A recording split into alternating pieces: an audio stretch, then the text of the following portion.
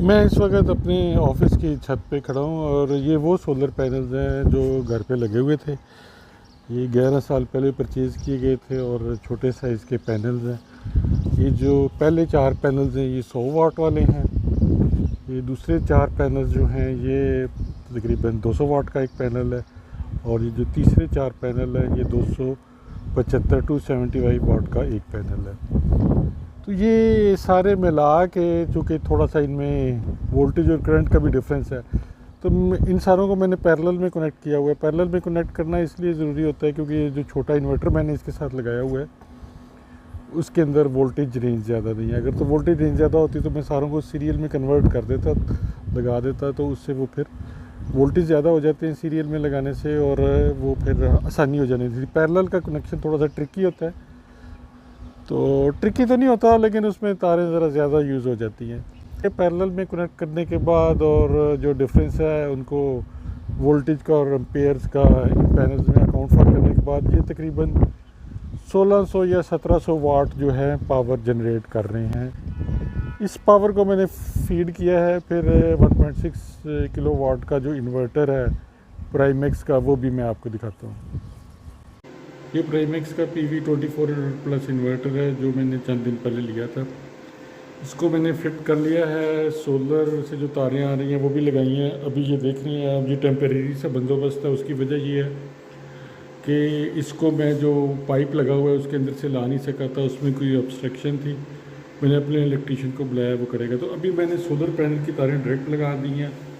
बाकी जो इसको पावर दी हुई है AC की, वो मैंने इधर से ब्रेकर्स के साथ दी हुई है और आउटपुट भी ब्रेकर्स में जा रही है। ब्रेकर से ये फिर जो आउटपुट है ये हमारी इसमें DG में जा रही है।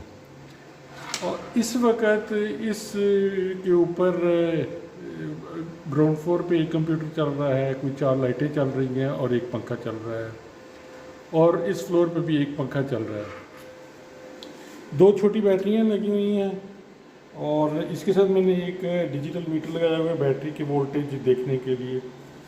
इस वक्त अगर आपको मैं इन्वर्टर दिखाऊं तो इन्वर्टर बता रहा है कि हमारा सारा लोड जो है वो सोलर से चल रहा है और वापडा बिल्कुल यूज़ नहीं हो रही है। होता क्या है कि सारा लोड सोलर से चलता रहता है और अगर किसी वजह से सोलर कम हो जाता है तो बाकी ये बैटरी से ले लेता है, तो सोलर प्लस बैटरी को लेके लोड चलता रहता है। और अगर वो दोनों चीज़ें पूरा ना कर सके तो फिर ये वापडा पे शिफ्ट हो जाता है। लेकिन ये वापडा के साथ रियल टाइम शेयरिंग जो बड़े इन्वर्टर्स करते हैं वो नहीं करता। अभी मैं इसके ऊपर लोड ज़्यादा करता हूँ और देखते हैं कि कितना लोड ये ले सकता है इतने पैनल्स के साथ। मीटर मैंने इसलिए लगाया हुआ है कि जैसे ही बैटरी से शेयरिंग होगी वोल्ट इसके नीचे जाने शुरू हो जाएंगे बैटरीज के, हमें पता चल जाएगा बैटरी से शेयरिंग हो रही है। वो हमें इन्वर्टर से भी पता चल सकता है, लेकिन इन्वर्टर के जो मेरे ख्याल सेंसर इतने सेंसिटिव नहीं है, उससे एक्यूरेटली पता नहीं चल रहा था मुझे, इसलिए फिर मैंने बैटरी के साथ मीटर लगा लिया था। ये टॉप फ्लोर पे ये कंप्यूटर चल रहा है और ये पंखा चल रहा है। अब मैं इस पंखे को भी ऑन करने लगा हूँ। ये पंखा भी ऑन हो गया, आप देख रहे हैं। फिर मैंने इसको एक और पंखा है ये भी मैंने ऑन कर दिया, आप देख रहे हैं ये पंखा भी ऑन हो गया है। ये वाला जो मिनी फ्रिज है ये भी उसी पे इन्वर्टर पे डाला हुआ है। तो इसमें इन्वर्टर के इनबिल्ट जो मीटर है उससे चेक करते हैं कि हमें जो है लोड कितना हमारे पास जो है। ये 480 500 ये चेंज हो रहा है। राइट साइड पे आप फिगर देखें ना, चेंज हो रही है। ये लोड की फिगर है और ये वाट्स में आ रही है। 180 वाट्स, 270 वाट, 210 वाट। तो 5 पंखे, एक छोटी फ्रिज और 2 कंप्यूटर के साथ भी अभी बहुत कम लोड है इस वक्त। ये वाली जो बड़ी फ्रिज है हायर की, ये मैं आपको दिखाता हूँ। ये भी ऑफिस में ही हमने रखी हुई है। ये घर में थी पहले, फिर घर में दूसरी आ गई तो इसको ऑफिस ले आए। इसमें थोड़ा सा सामान रखा हुआ है, लेकिन ये उस पर 2.4 kVA के या 1.6 किलोवाट पे नहीं चल सकी। और क्योंकि जब भी ये ऑन होती है तो वो इसका जो टॉर्क लोड है उसकी वजह से वो इन्वर्टर ओवरलोड की वार्निंग के साथ शट डाउन हो जाता है।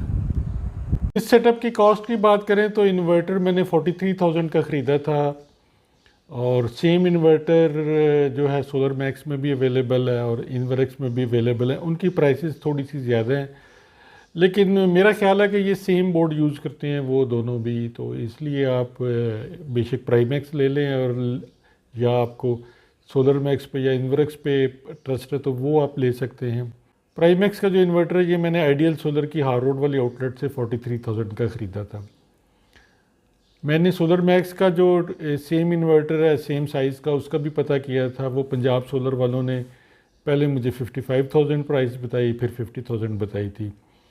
और इसी तरह से हार रोड पे मैंने सेम इन्वर्टर जो इन्वरेक्स में है उसका पता किया तो वो भी 50,000 का मिल रहा था। तो आप कॉस्ट जो आपका टोटल सेटअप की कॉस्ट होगी वो कुछ ऐसी होगी, 50,000 आप लगा लें, इन्वर्टर का कम भी हो सकते हैं। 60,000 या 65,000 आपकी जो, अगर आप 3 बड़ी प्लेटें लगा लें, सोलर पैनल लगा लें, तो उसकी कॉस्ट आ जाएगी 1,10,000 15,000 हो जाएगा।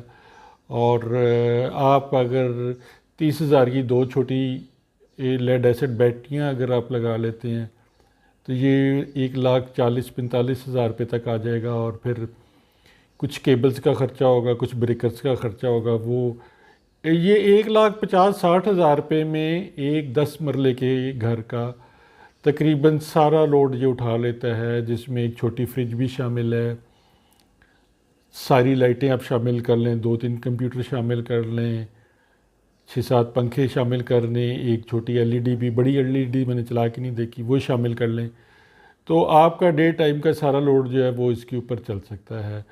और आपकी डे टाइम के लोड का मतलब है कि गर्मियों में 30 से 40% आपके बिल में अच्छी खासी कमी आ सकती है। यूट्यूब पे मैंने एक वीडियो देखी थी, तो एक यूट्यूबर ने तो इसके ऊपर बाकी लोड ऑफ करके 1 टन का एसी भी चलाया हुआ था। वो एक्सपेरिमेंट मैंने नहीं किया, वो भी आप ट्राई करके देख सकते हैं। अगर कोई सबसे स्मॉलेस्ट पॉसिबल जो सोलर का सेटअप है वो यही हो सकता है जो बगैर किसी जुगाड़ के चल सकता है। अगर आप अफोर्ड कर सकते हैं तो आप थोड़ा सा बड़ा इन्वर्टर ले लें, सोलर प्लेट्स बेशक थोड़ी लें आप, या बैटरीज भी छोटी ले लें, लेकिन आप इन्वर्टर अगर आप बड़ा ले लेते हैं 3.6 का या 3.2 का, तो आपके पास फिर फ्यूचर में एक्सपेंशन की पॉसिबिलिटी निकल आती है। सोलर पैनल्स आप इस सीज़न में आप ना लें, अगले सीज़न में ले लें, तो फिर आप उसको थोड़ा सा एक्सपेंड कर सकते हैं। घर में जो मेरा अभी एग्जिस्टिंग चल रहा है 3.2 किलो वाट का, और उसके साथ मैंने बड़े साइज़ की जो हैं 6 पैनल लगाए हुए हैं, तो उस पे मेरे घर का सारा लोड, उस पे एक डबल डोर फ्रिज जो कि इन्वर्टर फ्रिज है वो भी चल रही है, और 3-4 कंप्यूटर्स भी चल रहे हैं, और एक 1.5 टन का इन्वर्टर एसी भी चल रहा है। तो अगर आपने एक इन्वर्टर एसी चलाना है तो आपको एटलीस्ट 3.2 किलो वाट का 6 पैनल्स के साथ सेटअप लगाना पड़ेगा।